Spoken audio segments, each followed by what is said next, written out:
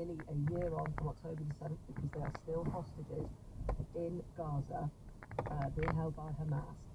We know that a lot of them want a ceasefire. We know that they want the diplomatic process to be the one that is triumphing at the moment rather than the military process.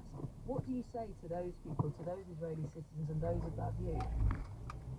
First of all, I say to all of the Israeli people and to the Jewish friends all around the world, this is Sweet New Year. This is the wish we wish to all the Jewish people this evening. That it's a new year that will start, and I really, really hope that this year will be better than the last one, because the last one was one of the hardest years in Israel's history.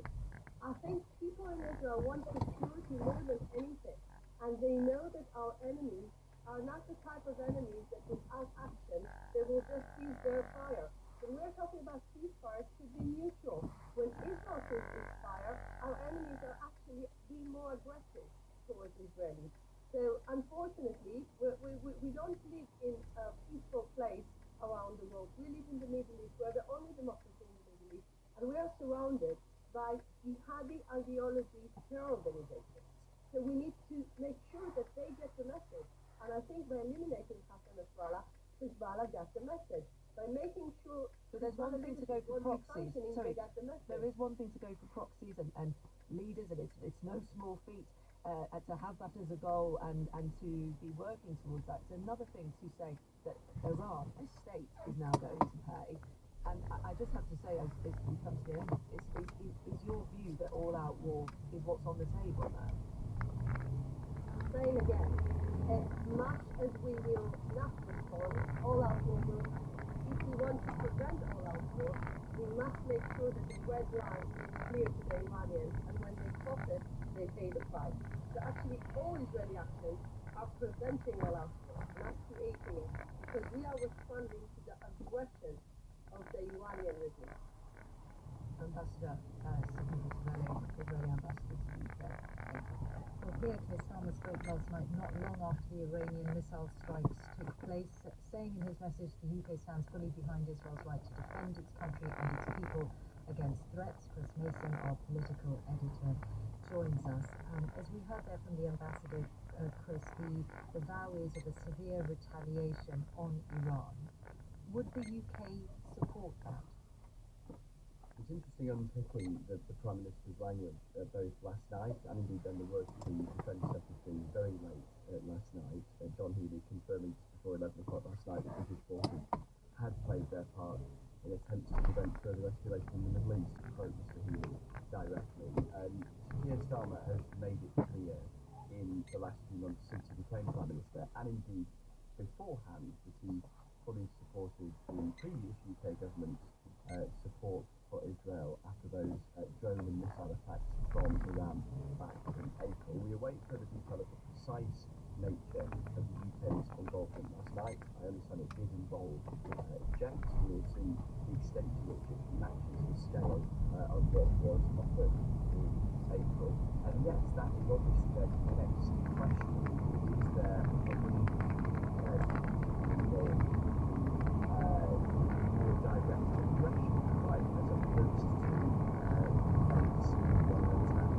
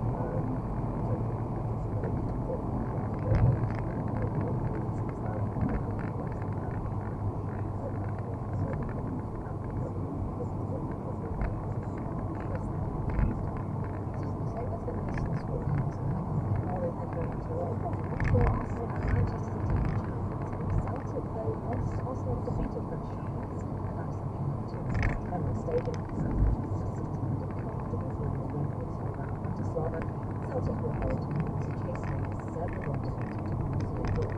Tonight, Liverpool host Coventry and Aston Villa play their first home game in the Women's League competition in a 48-minute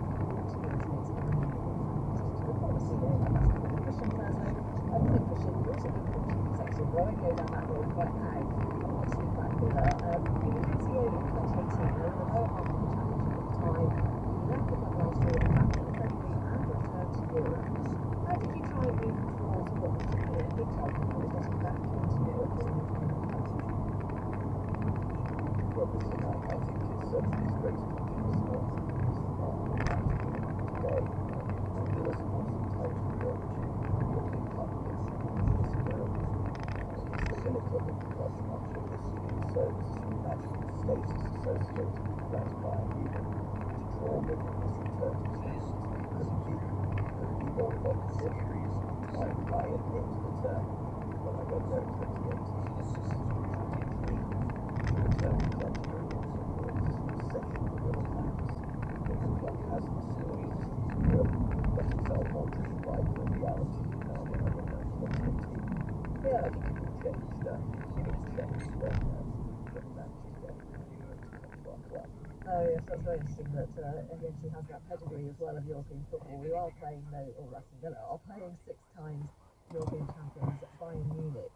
Villa now in 5th place in the Premier League, established in the top flight. What does this European competition then do to the finances? Well, the return to Europe's top table is extremely well timed. You'll have noticed that this year the format has changed. There's a couple more matches guaranteed for those clubs, and that obviously has significant financial benefits. I would think that the minimum participation will be worth this year to the club's revenues will be something like £50 million, and obviously much more if you progress deep into the tournament. So this is pretty significant. Those clubs not in the so-called Big Six do well to have revenues of about 200 million, so you can see that's a meaningful 20-25% increase in the club's earning capacity. Sorry, you were known for communicating with the fans when you were at Aston Villa. The cheapest standard tickets, I think, for tonight are £85. Is that something that concerns you in terms of pricing out a certain section of society if you're going to a big game like this? Look, I don't think it's safe to all the leads of any business to start criticising those who follow them. I would say that 6 years ago we were playing to crowds of 25,000 in the championship. I would like to hope that those people stood by Villa through thick and thin are going to be in that statement tonight. There is always a danger, of course, that the real hardcore fans, which are those often most, shall we say, most struggling to make ends meet and most struggling to meet the rising cost of football, those are the fans that are going to get priced down. So I'm hoping, I'm quite sure it will be a fine performance tonight, and I'm hoping those hardcore fans will be well represented in the stadium. Yep, and there's a special evening for Aston Villa. Thank you very much for talking to me, Christian Thursday. And there is commentary of Villa versus Bayern Munich, which is on 5 Live tonight. Kathy, thanks very much. More or less is coming up at 9. Here's Tim Harford. This week is general practice now a job for part-timers, and do we have enough GPs to meet demand? The commentariat is worried that millions of working-age adults are dropping out of the labour force. Well, urged on by our loyal listeners, we will debate. The answer may surprise you. Does Wetherspoons pay too much tax? It says think so, but we just wait. And we'll run 17 Octavian Rats through our special. That is more or less me, Tim Harford, Radio 4 is usually saying it's half an hour. Looking forward to it. Let's have a look at the weather today. Mainly dry across northern areas with sunny spells and some patchy clouds. Slight clouds in Wales and southern England with a few showers. It's sunny today. You're listening to today. And this is some of the Israel's Prime Minister Benjamin Netanyahu urged war that Iran will pay for its aggression against this country. The unprecedented attack Iran fired almost 200 missiles at several Israeli cities. Israel's ambassador to the UN city Hogaton told us that her country would ensure that Iran would no longer be able to fire at Israel. There have been more heavy Israeli airstrikes overnight in the Lebanese capital Beirut. In southern Lebanon, Hezbollah has claimed it crashed with Israeli forces in the area. It was subject to retreat, but this hasn't been verified. Lebanese authorities say nearly 1,900 people have been killed since the start of the conflict between the Australia in Hezbollah last October. In the US, the vice presidential candidates, the Democrat Tim Walz and the Republican J.D. Vance, have gone head-to-head in their first and only televised debate. They clashed on topics including the economy, abortion and police policy. As Keir Starmer is due to travel to Brussels to meet with the European Commission President Ursula von der Leyen. He also will talks with other senior EU politicians as part of efforts to improve the relationship between the UK and Europe.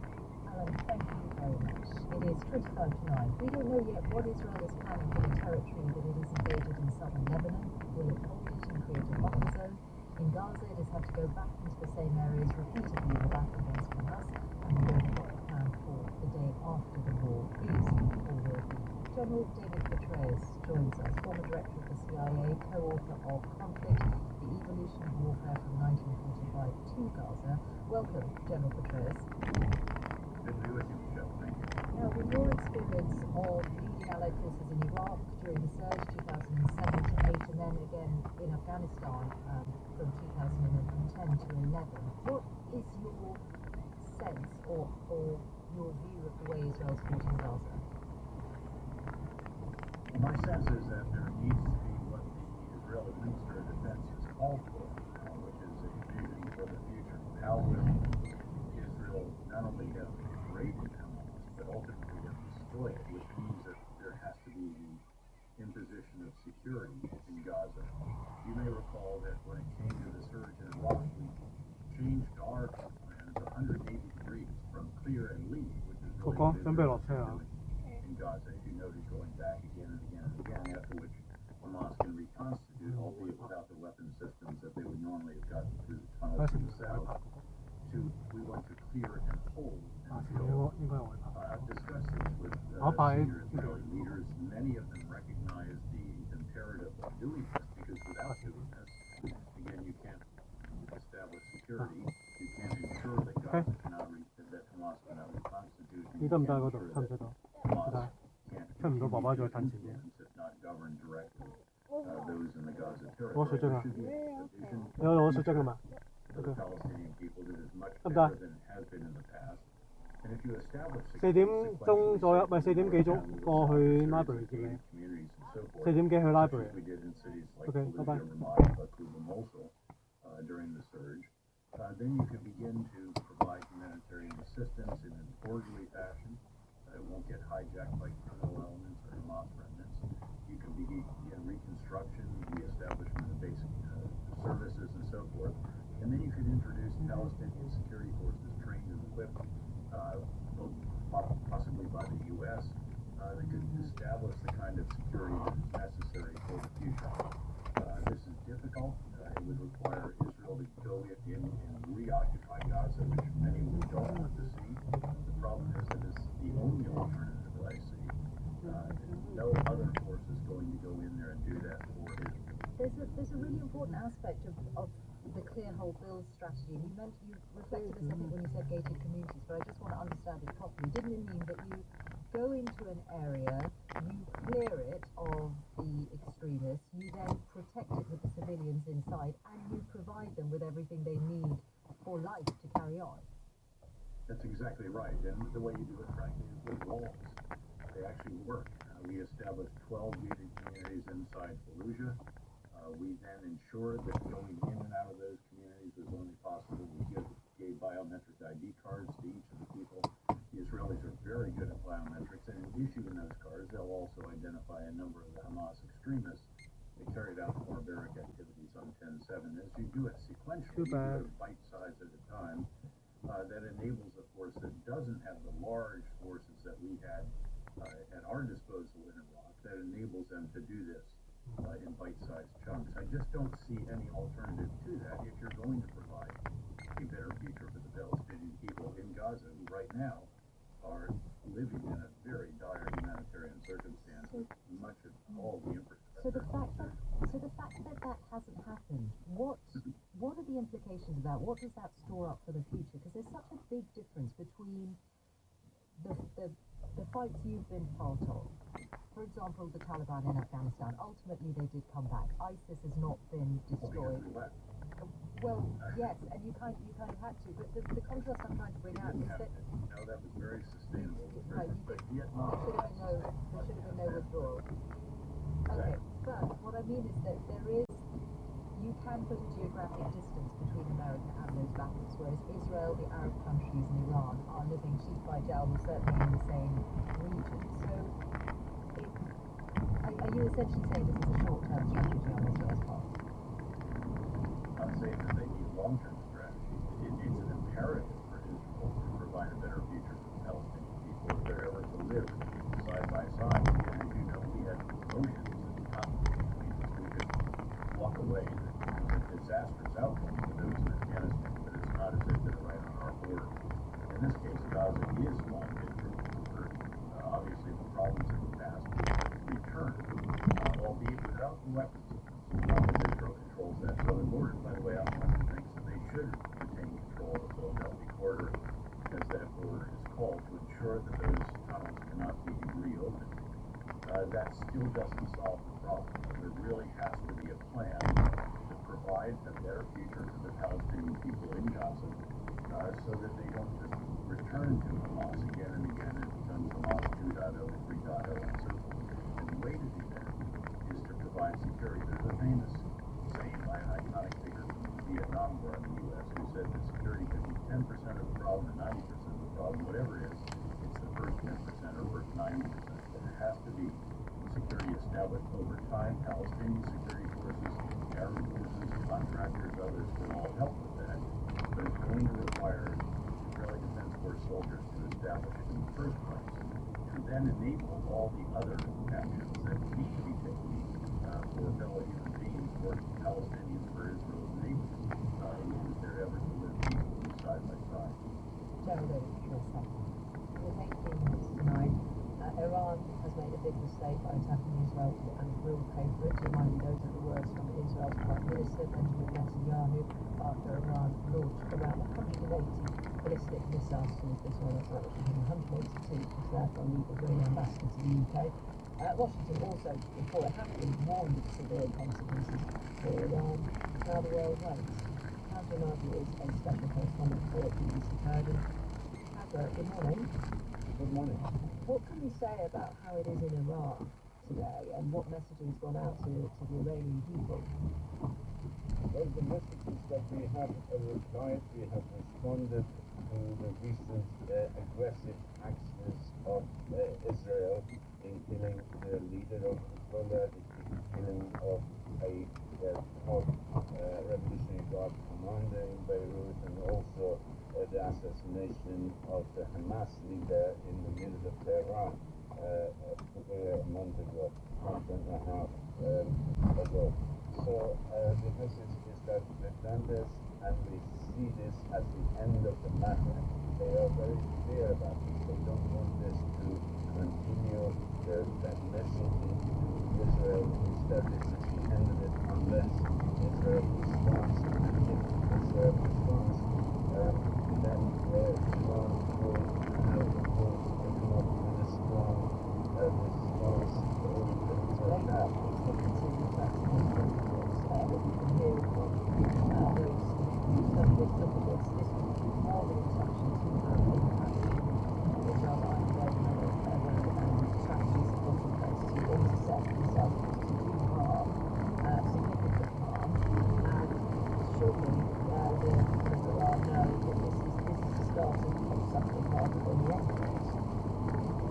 Well, it might well be the case that the attack last night was more effective than the not being for, which means that Israel, and this is what brings Israelis and the Americans to say that their response is going to be strong. So, and the messaging is that the Americans will join Israel or assist Israel in some kind of a response.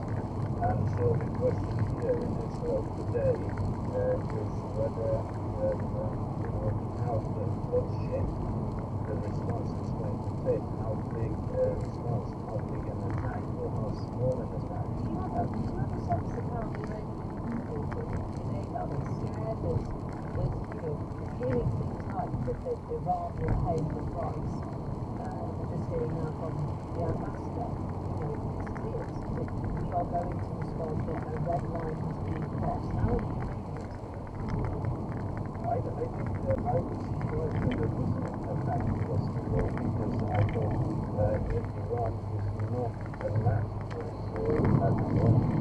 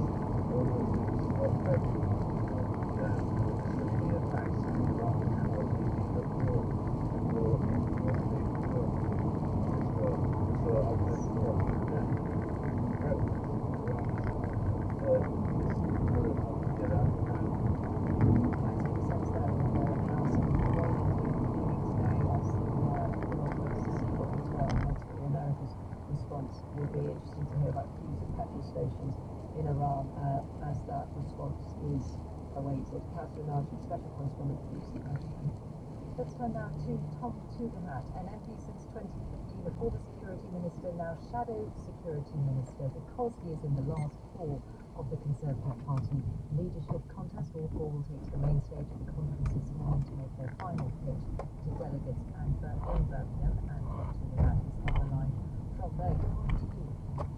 Good morning, Michelle. How are you? Fine, thank you. Let us start with the Middle East and your sense of what could or perhaps more importantly should happen next. We've got a former Israeli Prime Minister Naftali Bennett saying we must act now to destroy Iran's nuclear program and fatally cripple this terror regime. Is that what you think should happen next? Look, I was very interested by your interview with David Petraeus, because what we need to be doing is united forward is offering the leadership to support our allies in the region, Israel, of course, but Jordan, Bahrain, Saudi, and others. And we can think of let's say peace or Iranian aggression. It's been 20 years now Iran has murdered by tens, hundreds, maybe even millions of Muslims around the region and targeted Israel as well. And last night's attack against two Christians in Israel demonstrates that this regime and its proxies in Hamas and Lebanese Hezbollah have been absolutely targeting complete innocents in a war of destruction. And we need to stand with them and make sure they're able to defend themselves against this aggression. And I'm very Defence is proud of the different though, actions isn't that it? we took. The defence is different, and the UK was involved in defending Israel last night. We know that. I'm asking you whether you think it is time to essentially what Naftali Bennett is calling for is regime change. Look, I think that what we need to be doing is to pull the international coalition together and make sure what we're doing is we're targeting those areas of the Iranian infrastructure that are actually targeting civilians, not just in Israel, but of course in the region as well. The ballistic missile sites, not nuclear sites. Well, there are various different ways of doing that. It's preventing those strikes that I'm interested in. That may or may not require actions in different areas. So let me be quite clear. I'm talking about defending Jordan, defending Israel. That's what we need to do. Let's turn to a major topic of discussion in the last few days at the Conservative Party conference, the European Convention on Human Rights. This particularly comes up in the context of stopping the boats and what it takes to deport people. You, unlike Robert Jenrick, who wants to leave the convention immediately or as soon as possible, you think it is possible to opt out of parts of it. How would that work? Well, I don't think it's just possible. I know this is possible because other countries already do it. And when I first wrote about this in 2013,